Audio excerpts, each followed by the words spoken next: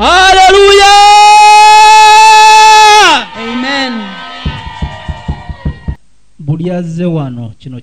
Whoever has come in this place, this is the right place to come. Hallelujah. Hey!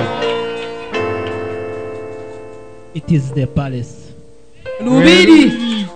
Hey!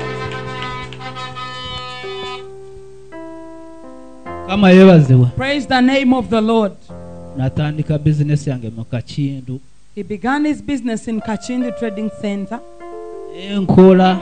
He began working. Sina na budde busaba. He didn't have time to pray.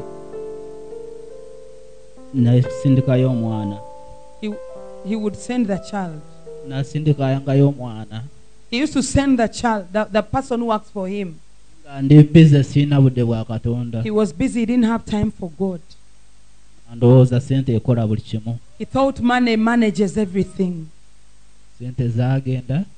He lost money. Business negwao. The business collapsed. Mikwano negigwao. The friends disappeared. Customer ne bagwao. Customers were no more. Neneyo nebyokunywa ebitamiza byonna. And he began getting alcoholic drinks of all kinds. Nenjoyo okufa mu. He desired to die and leave this world. Gana. Things had failed. Nonywa okunensala okutambula ekiro nga ntamidde. He decided to move like a drunkard in the night. Nsuubira abasirikale banankuba amasasi nfe. Thinking the soldiers would shoot him with bullets and he dies. Naye Katonda wanjawulo. But the Lord is different.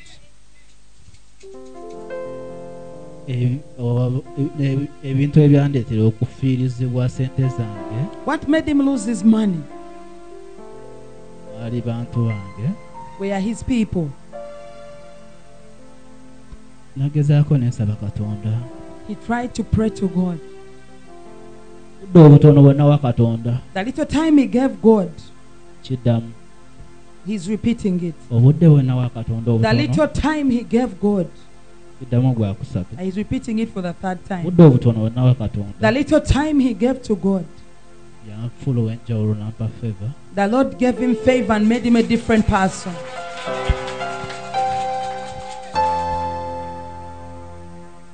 Abantu be nali nkola nabo bagamba komawo tukole twandike bupya. The people he was working with called him back to come and begin afresh. Bagamba Katonda yakuwa sente luli era akyazi. And they told him, the Lord who gave you money the other time is still able to give you more money.